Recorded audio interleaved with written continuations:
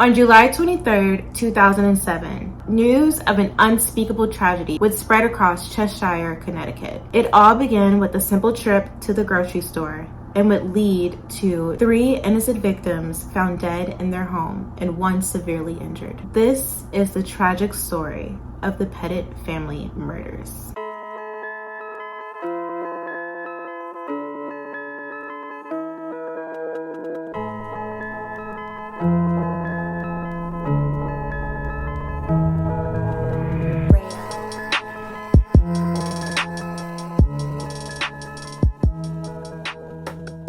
Hey guys, what's up? It's Michelle and I am back with another murders and mysteries case for you guys today. In today's case, I'm going to be covering a case that is actually really frustrating, to be quite honest. But if you're new here, hey girl, hey.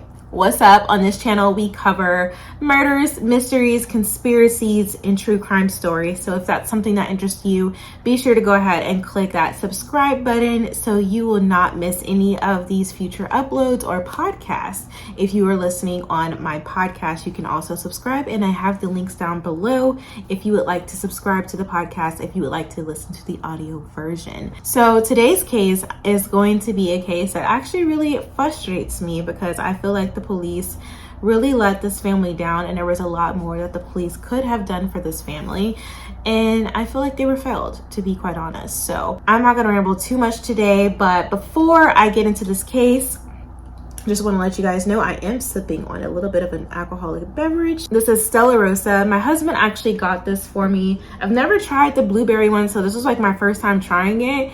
But I've pretty much already, I got a little swig left. Like, I don't know if you guys can see. I literally have like a little swig left in this bottle because, baby, I have been drinking this wine. It's actually good. I was really surprised that it was really good.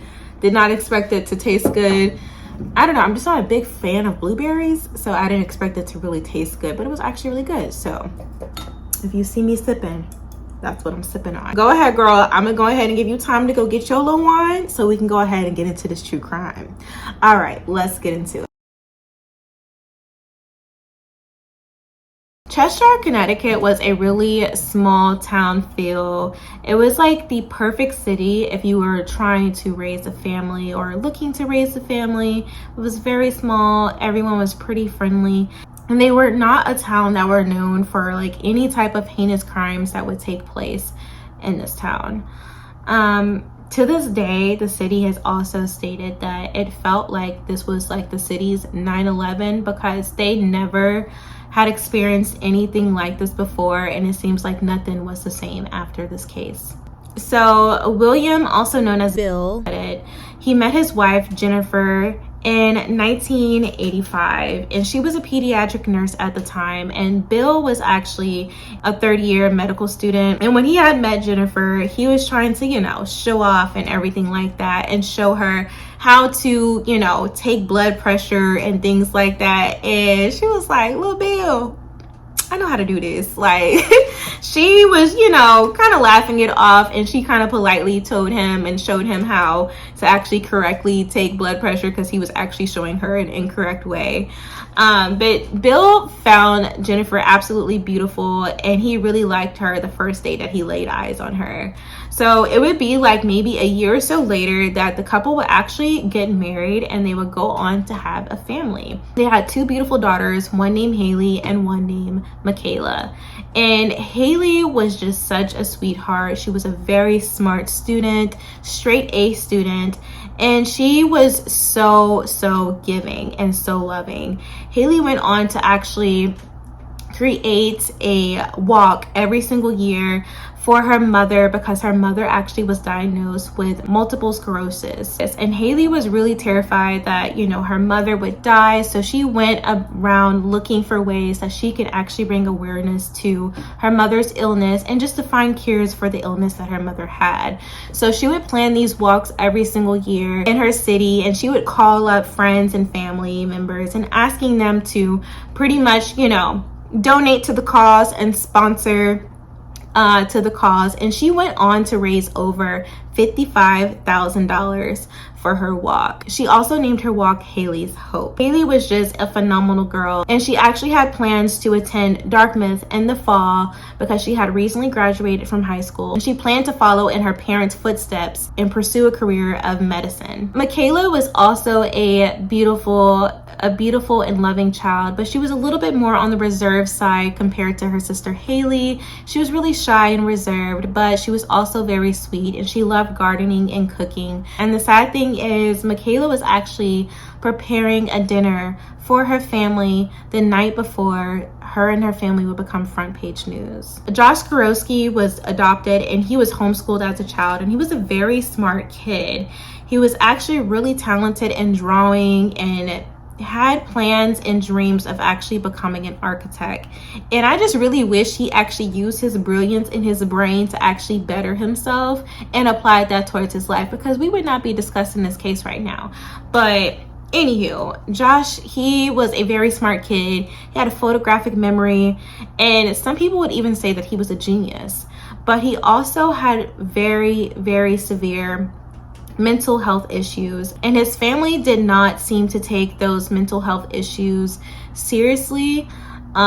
They did not want to actually give him the help that he needed. Even Josh did want to try to get help for his mental illnesses, and they did not believe that he was mentally ill. So Josh had alleged that he was actually sexually abused as a child, and because of that, he suffered from anxiety. He became addicted to crystal meth, and this would just lead him down a really dark path of endless crimes that he would go on to commit. In 2002, Josh's daughter was born, and in the spring of 2007, Josh had gained full custody of his daughter because his ex-girlfriend was actually in rehab for drug addiction, but his daughter would go on to live with Josh's parents. In 2007, Josh had begun dating a young lady named Caroline, who was actually 18 at the time, and their relationship started to get a little bit spicy and steamy, and they were starting to take things a little bit serious, and they were even talking about actually getting married. However, Caroline's father did not agree with this. He did not want Josh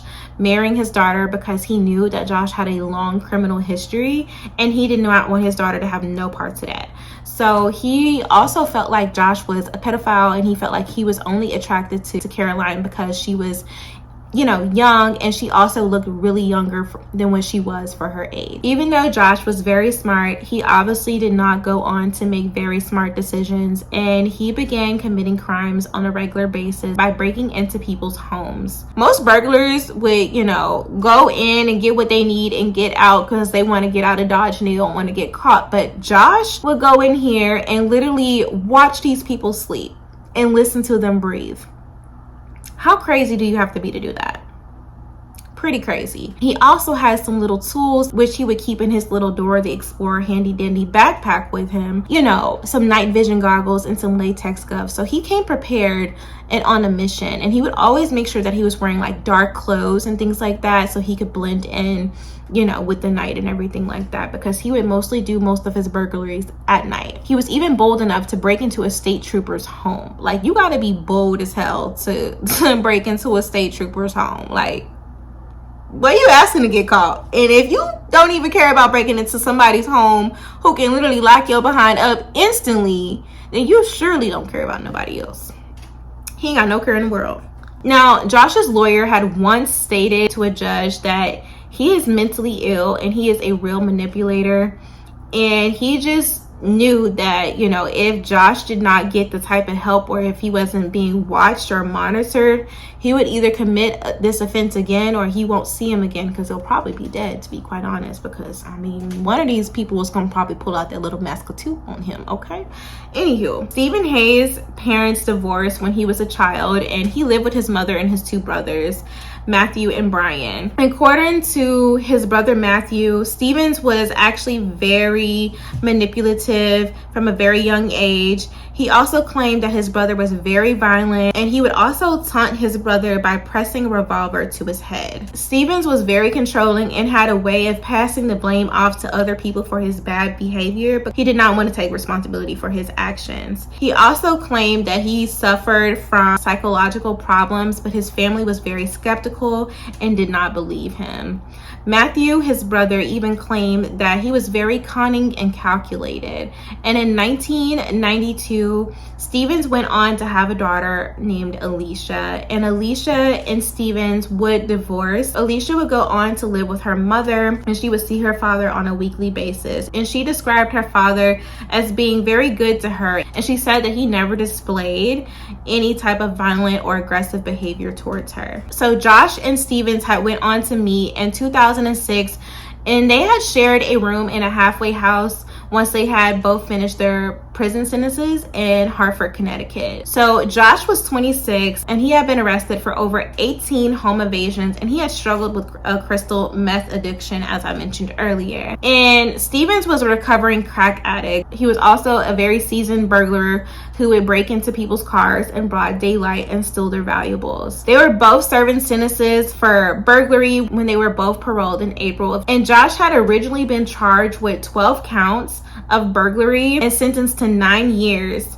in prison in December of 2002. But he was paroled after only serving 5 years. Both men stayed in a halfway house briefly before they were released in May of 2007. Stevens had moved in with his mother in Winsted, Connecticut, and then Josh had returned home to Cheshire, Connecticut. So even though Josh and Stevens were no longer sharing a room at the halfway house, they had stayed in touch, and neither one of them had a sturdy job, but they considered both starting a contracting business together, but nothing ever came of it because, I mean, they were both career criminals. So, I mean, they were definitely not trying to take it seriously. But they also both needed money. Josh's girlfriend, Caroline, had moved to Arkansas, and he was very determined to get her back to Connecticut to live with him so they can start a new life together. And he knew that Stevens was also very desperate for cash as well. So Josh was a very skilled and sophisticated burglar, and he wanted to teach Stevens how he can make some easy, fast cash. So he gave Stevens the idea that they can do these burglaries together, and Stevens agreed to go ahead and come along with Josh. So on the evening of July 21st, Stevens had came with Josh, and they did a test run of a burglary, and Josh broke into a home while Stevens was waiting outside. And Josh didn't take much that night. He just wanted to mainly show Stevens how easy it was to break into people's home and get in and out real quick. So once realizing how easy it was, Stevens was like all on board, and he was down to go break into people's homes. So on the night of July 22nd, around 7:45 p.m., Stevens had texted Josh writing, "I'm chomping at the bit to get started. Need a margarita soon." He waited an hour, but he did not receive a reply. So at 8:45, Steven wrote to Josh again, and he said, "We still on?" Josh says yes. Steven says soon with the question mark, and Josh says, "I'm putting the kid to bed. Hold your horses." And Josh says, "Dude, the horses want to get loose, LOL." The night before, on July 22nd, 2007, it was a typical day. The Petit family had attended church that Sunday, and Bill had went off to go play golf with his father that afternoon. Jennifer and her daughter Michaela were actually going to go shopping for dinner because Michaela was going to be preparing a dinner that evening for the family. And Haley went off to a beach with her friends,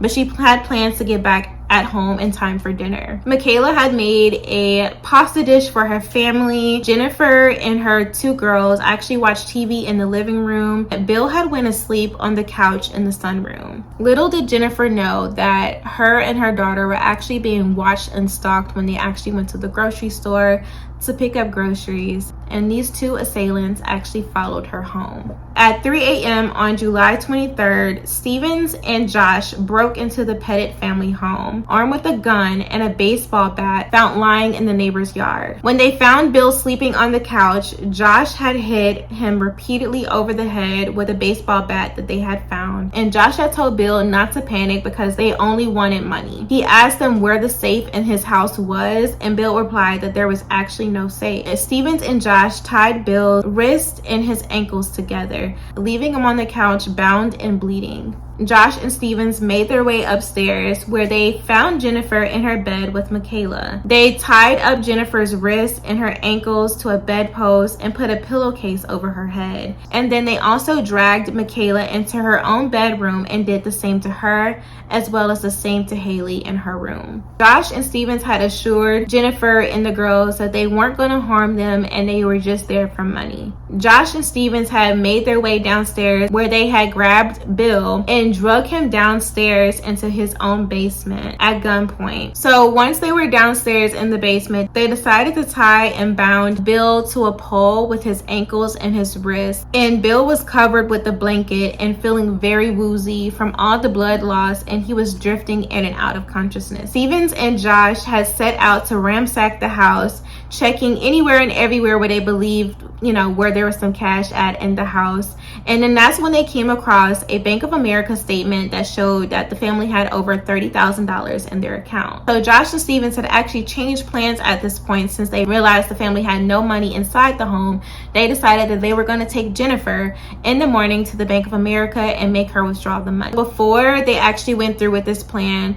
Stevens had actually went to the gas station. He went and grabbed 2 plastic canisters that he had found in the Petit's home, and he filled the gas cans with $10 each worth of gas. And then he drove back to the Petit's family home, dropped off the gas canisters, and he went back to grab Jennifer and forced her to go to the bank. So Stevens had told Jennifer that she needs to withdraw $15,000 from her account. Jennifer had approached the bank teller, and she had leaned in and passed a note over the counter. The teller glanced at the note and without hesitating gave the note to the bank manager, who ran into her office. Jennifer then left the bank, making her way back to her car where Stevens was waiting. She got in and drove back to her house. As Jennifer was leaving the bank manager called 911 at approximately 9:21 a.m. to inform the dispatcher of the situation. Shortly after the call was made, the police was dispatched to the Petit family's home in unmarked vehicles,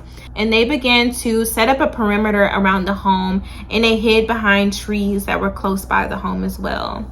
All of this is going on, and the police is setting up a perimeter and everything like that.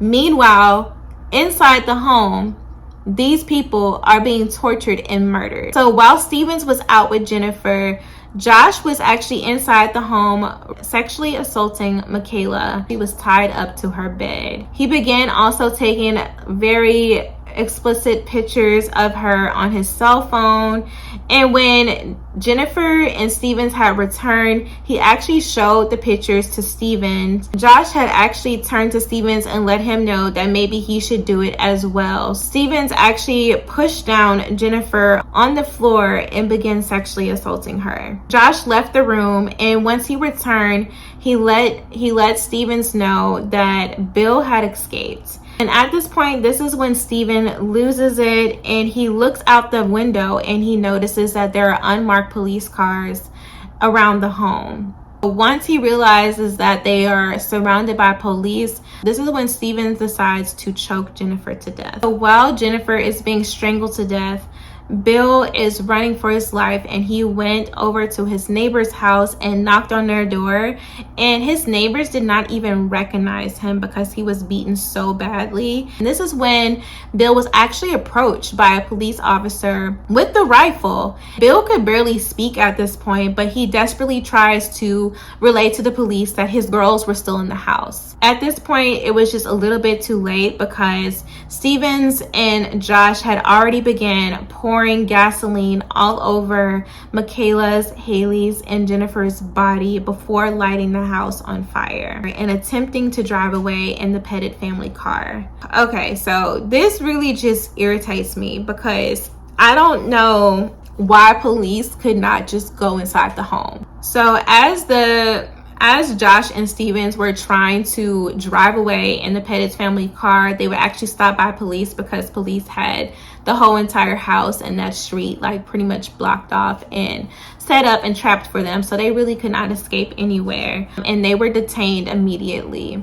By the time that firefighters had actually arrived to the scene, flames had engulfed on the top floor of the house. Jennifer was found strangled to death in her living room, and Haley and Michele died of smoke inhalation. Firefighters stated that Haley managed to escape her restraints and run onto the landing, but she was found collapsed on the top of the stairs. Stevens had tried to describe to detectives what had happened several hours after him and Josh were detained. He described how he had taken Jennifer to the bank, he had sexually assaulted her and strangled her to death. And he also explained that he had doused her body as well as Michele's and Haley's body in gasoline. However, neither Josh or Stevens would actually, admit to which one of them lit the match and set the house on fire. Stevens had told detectives that after Joshua had showed him pictures he had of Michele and seeing the police car outside, he just snapped and lost control. He said that he did not blame Josh for what happened, however, he had himself to blame. And he insisted that regardless of what had happened,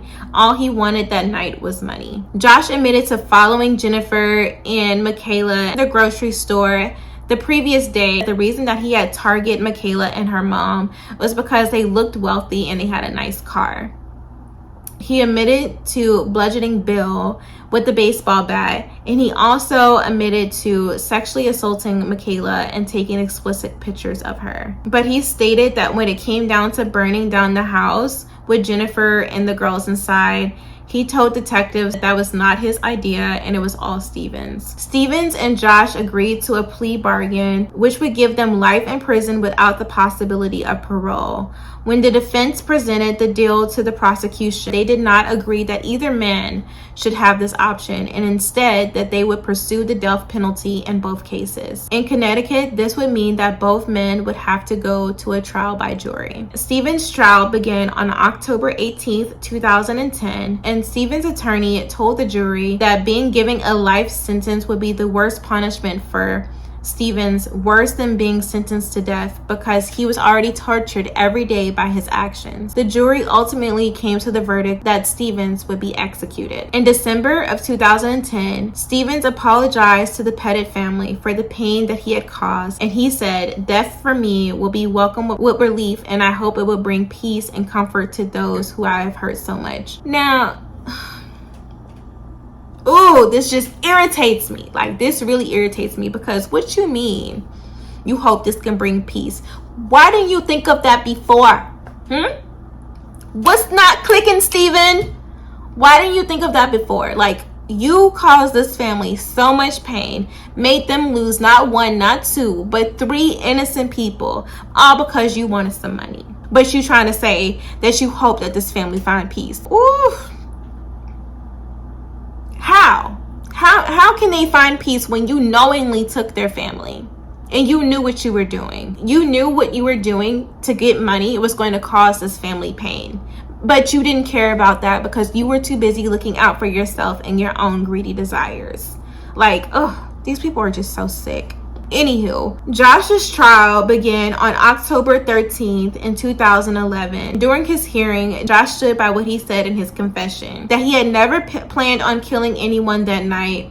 And he added, "I will never find peace within. My life will be a continuation of hurt that I caused. The clock is now ticking and I owe debt that I cannot repay."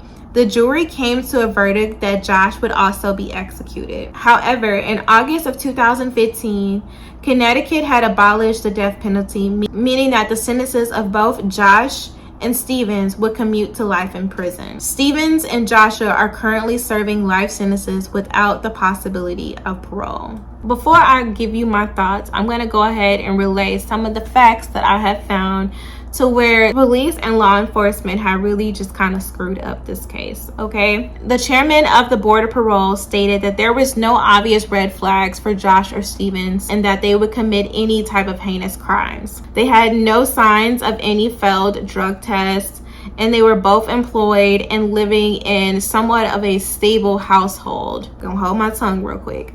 Josh had been arrested for 18 home invasions. Let that sink in. 18 home invasions. Like, homie, how you keep getting off? Under a 10-year-old law, prosecutors were supposed to transcribe the sentencing proceedings and send it over to the parole board. And at the sentencing, you usually find out everything you need to know about, an offender and their crimes that they have committed. And none of these transcripts had ever gone to the Departments of Corrections nor the parole board.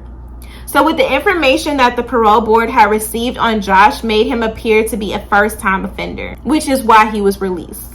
Typical sentencing for burglary is 10 years for each offense, meaning that Josh could have still been locked up. He could have been serving 2 life sentences because he had committed over 18 burglaries, home invasions.